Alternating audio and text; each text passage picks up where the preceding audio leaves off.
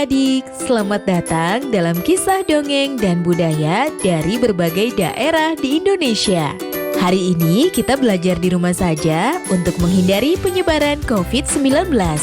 Ayo siapkan alat tulismu untuk menjawab pertanyaan mengenai cerita yang kalian dengar. Nanti kerjakan tugas ini dengan bimbingan guru atau orang tuamu. Sekarang mari kita simak legenda Putri Mandalika. Legenda Putri Mandalika. Kisah dari Provinsi Nusa Tenggara Barat. Setiap tahun, pada bulan Februari hingga Maret, di Pantai Kute Lombok, berlangsung Festival Bau Nyale. Festival Bau Nyale adalah acara tradisional suku Sasak untuk menangkap cacing laut.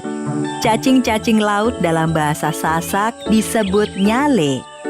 Nyale ini akan keluar ke pantai tepat pada hari ke-20 setelah purnama di bulan ke-10 menurut kalender suku Sasak.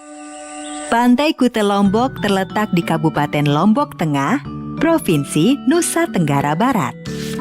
Menurut cerita yang dipercaya hingga sekarang oleh masyarakat suku Sasak, nyale atau cacing laut ini masih ada hubungannya dengan seorang putri raja di masa lampau. Bagaimana kisahnya? Mari kita simak dalam cerita berikut ini. Dahulu kala, tersebutlah sebuah kerajaan yang terletak di Pulau Lombok. Istana kerajaan tersebut berada tidak jauh dari pantai. Raja Tanjung Beru dan permaisurinya Dewi Seranting memimpin kerajaan dengan sangat adil dan bijaksana. Rakyat pun hidup dengan rasa aman dan tentram. Dengan pemimpin yang mumpuni, rakyat sebuah negeri akan mengalami kemakmuran dan kesejahteraan. Kebahagiaan rakyat dan keluarga istana semakin bertambah setelah permaisuri melahirkan seorang bayi perempuan, Putri Mandalika, nama yang diberikan oleh Raja Tanjung Beru kepada putrinya. Hingga akhirnya Putri Mandalika tumbuh dewasa. Selain cantik, Putri Mandalika juga memiliki tabiat yang sangat luhur. Pangeran, Anda dari negeri yang sangat jauh.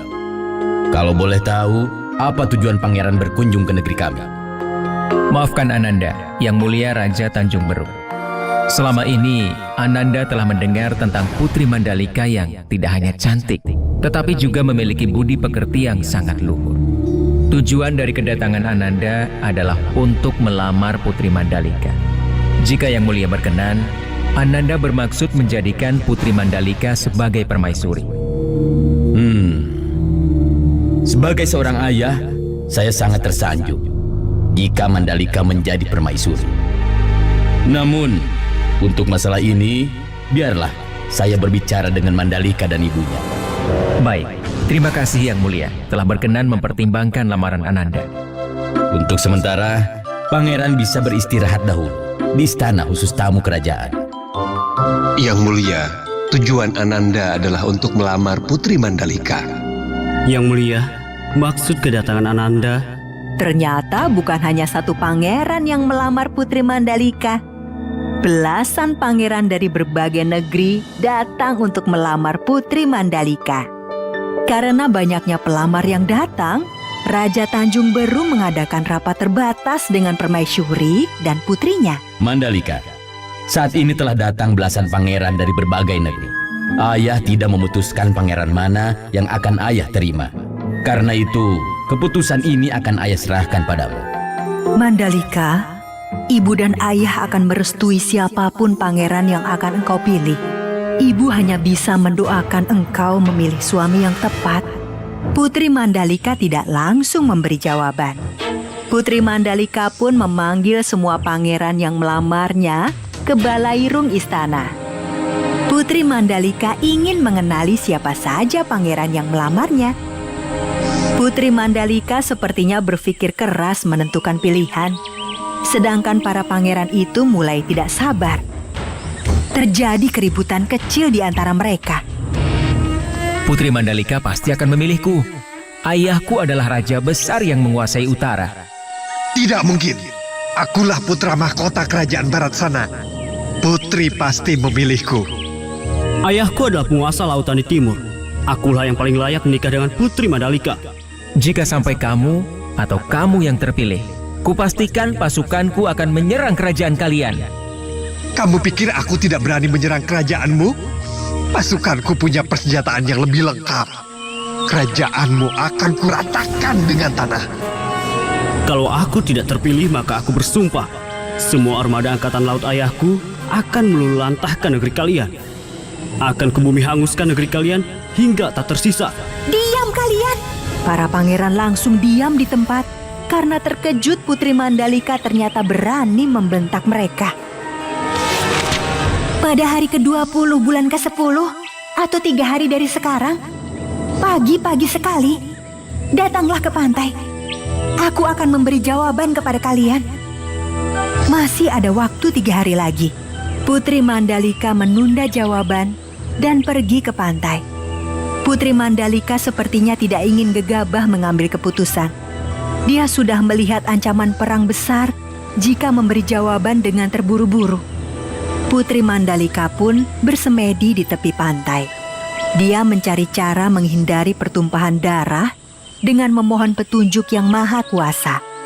Pada malam sebelum hari ke-20, Putri Mandalika selesai bersemedi dan menemui kedua orang tuanya. Ibu, ayah, besok pagi-pagi, marilah kita datang ke pantai. Ananda sudah mempunyai jawaban untuk para pangeran itu. Hari yang ditunggu-tunggu para pangeran pun tiba. Belasan pangeran itu pun sudah menunggu dengan tidak sabar. Bukan hanya para pangeran, tetapi rakyat juga berduyun-duyun datang ke pantai. Mereka ingin mengetahui siapa yang akan menjadi suami Putri Mandalika. Putri Mandalika ditemani ayah dan ibunya datang dengan berjalan kaki dari istana. Setelah melihat para pangeran itu sebentar, Putri Mandalika berjalan menuju karang tempatnya bersemedi. Para pangeran, dengar baik-baik apa yang akan aku katakan, karena aku tidak akan mengulanginya. Jika aku menerima salah satu dari kalian, maka akan ada pertumpahan darah dan negeri-negeri di Lombok akan saling berperang. Aku hanya menginginkan rakyat negeri kita ini hidup makmur, aman dan tentram. Sungguh aku tidak akan sanggup melihat peperangan dan negeri-negeri saling bermusuhan. Kalian para pangeran akan tetap bisa hidup enak. Tetapi ingatlah nasib rakyat kalian. Rakyatlah yang selalu menjadi korban dan menderita akibat perang. Karena itulah, maka aku memutuskan menerima lamaran kalian semua. Itulah keputusanku. Dan keputusanku ini akan menghindarkan rakyat tidak berdosa dari kejamnya perang. Ibu dan ayah, terima kasih telah membesarkanku dengan kasih sayang. Ananda merasa belum cukup berbakti untuk membalas kebaikan ibu dan ayah. Tetapi takdir sudah menentukan demi kebaikan kita semua. Nanti akan muncul nyale berwarna-warni di pantai ini. Biarkan rakyat mengambilnya.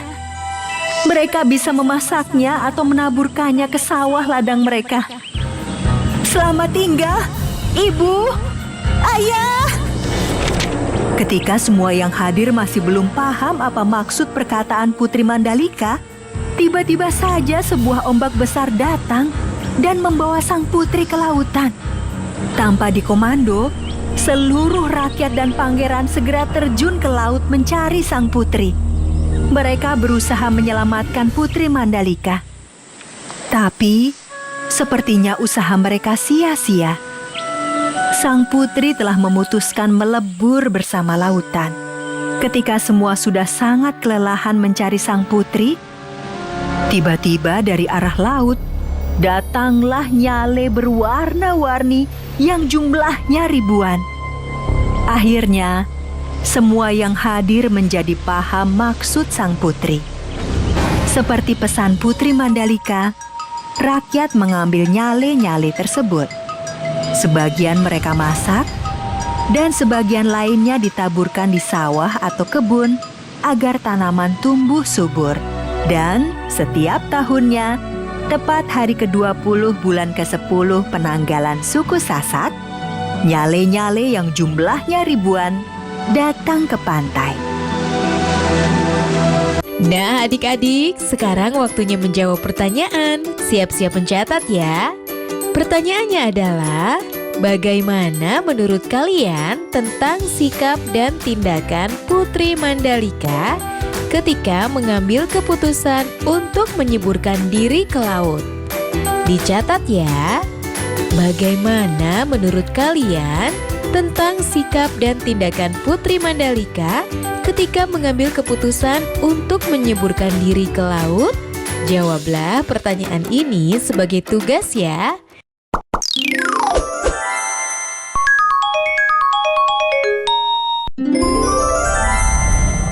Raja Ampat dari Telur Naga. Alkisah, tinggallah sepasang suami istri di kampung Wawiyai Raja Ampat, tepatnya di daerah Papua Barat. Seperti biasa, mereka pergi untuk mencari makanan setiap paginya. Ketika mereka sedang mencari makanan, mereka menemukan 6 butir telur yang besar, yang berbeda dengan telur pada umumnya. Istriku, coba lihat apa yang aku temukan. Ini apa ya? Sepertinya ini telur. Iya, sepertinya ini adalah telur-telur naga. Bisakah kita membawa telur-telur ini ke rumah kita, suamiku? Tentu bisa, istriku. Kita akan menyantap telur-telur ini setibanya di rumah nanti. Pada akhirnya, suami istri tersebut langsung memasukkan telur-telur itu ke dalam kantung, dibawa pulang ke rumah untuk dimasak. Setelah sampai rumah, sang istri langsung mempersiapkan racikan bumbu untuk memasak telur-telur tersebut dengan dibantu sang suami. Saat mereka sedang mempersiapkan bumbu, mereka mendengar sesuatu. Istriku, apa kau mendengar suara bisik-bisik dari arah meja depan? Iya, suamiku. Aku mendengarnya. Coba kau periksa dulu. Ketika sang suami mencari asal suara tersebut, ia terkejut melihat 5 butir telur itu telah menetas dan berwujud 4 orang anak laki-laki dan 1 anak perempuan. Sedangkan 1 telur lagi telah mengeras layaknya sebuah batu. Hah?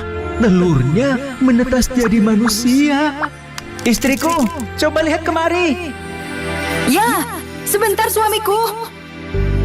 Sang istri menghentikan pekerjaannya, lalu menghampiri suaminya. Ada apa suamiku? Kenapa kau berteriak-teriak? Lihat itu istriku. Astaga! Sang istri pun lalu menghampiri telur-telur itu dan mengambilnya satu persatu. Anak-anak itu keluar dari telur dan telah berbalut pakaian yang berwarna putih dan lembut seperti sutra. Hal tersebut menandakan bahwa mereka merupakan keturunan dari Raja Kayangan. Wahai bayi-bayi lucu, kalian adalah keturunan Raja Kayangan. Aku akan merawat kalian dengan baik. Pasangan suami istri itu akhirnya merawat 5 anak tersebut hingga mereka dewasa. Setelah dewasa, keempat anak laki-laki itu kemudian menjadi raja yang berkuasa di Pulau Waigeo, Pulau Misol, Pulau Salawati, dan Pulau Batanta. Sementara si anak perempuan dikarenakan suatu sebab ia diasingkan di Pulau Numfor dan memiliki keturunan di pulau tersebut. Satu telur yang mengeras menjadi batu saat ini dikenal dengan nama Kapatnai.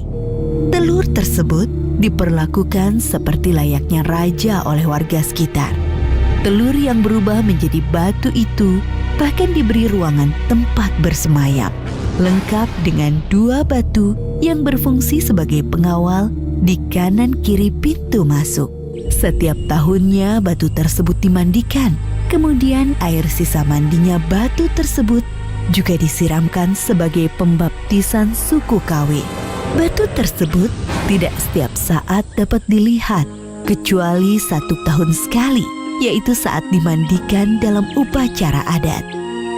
Oleh karena masyarakat menghormati keberadaan telur batu tersebut, masyarakat membuat rumah yang dibangun di tepi sungai Waikeo sebagai tempat tinggalnya. Dan sampai sekarang masih menjadi objek pemujaan bagi masyarakat setempat. Nah, adik-adik, sekarang waktunya menjawab pertanyaan. Siap-siap mencatat ya. Pertanyaannya adalah, siapakah yang menjadi tokoh utama dalam cerita Raja Ampat dan Telur Naga? Jelaskan pendapatmu. Dicatat ya. Siapakah yang menjadi tokoh utama dalam cerita Raja Ampat dan Telur Naga? Jelaskan pendapatmu. Nanti jawablah pertanyaan ini sebagai tugas ya.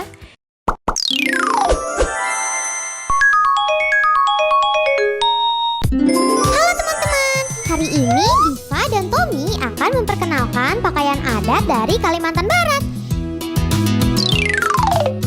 Dimulai dari Diva dulu ya. Diva memakai baju berbentuk rompi untuk atasannya. Lalu Diva memakai kain songket untuk bawahannya. Untuk rambutnya Diva memakai sanggul. Diva memakai ikat kepala yang disebut daan. Untuk aksesorisnya Diva memakai anting. Terakhir Diva memakai gelang di bagian lengan. Sekarang giliran Tommy. Tommy memakai celana pendek yang disebut kabok. Tommy memakai baju berbentuk rompi. Selanjutnya, Tommy memakai gelang tangan. Tommy juga memakai ikat kepala yang dihiasi dengan bulu burung. Terakhir, Tommy memakai gelang di bagian kaki. Selesai deh. Tommy dan Diva memakai pakaian adat dari Kalimantan Barat. Sampai jumpa.